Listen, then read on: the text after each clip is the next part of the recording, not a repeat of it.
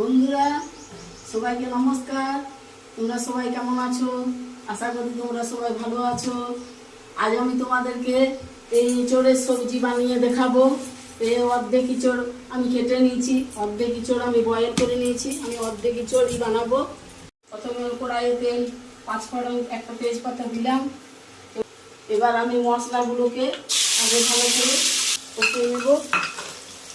হলুদের গুঁড়ো,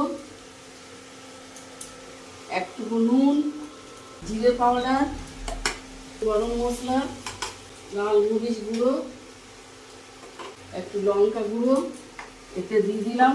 সামান্য চিনি দিয়ে দিলাম। একসাথে টমেটো গুঁড়ো দিয়ে দিলাম। এবার এটাকে আমি একটু নাড়চাড় করবো। টমেটো গুলো যখন গলে যাবে দেখবো এই মশলা গোছানো হয়ে গেছে। তারপর এঁচড়টা আমি এতে দিয়ে দেবো।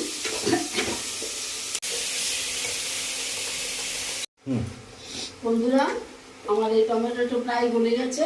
এবার আমি এর সাথে এঁচড়টা ঢেলে দিচ্ছি। এটা কিছুক্ষণ কষবো। একটু পরিমাণ মতো জল ঢেলে দেবো আর একবারে আলাদা নামিয়ে দেবো। আমার এঁচড়ের রান্না কমপ্লিট। একবারে মাখা মাখা করে বানিয়ে নিয়েছি। বন্ধুরা আজকে আমার এটা দুপুরের খাবার। ভাত, ডিম আলু ভাতে, মুসুরির ডাল, এঁচড়ের তরকারি, শাক ভাজা, ভেন্ডিতে আলুতে ভাজা।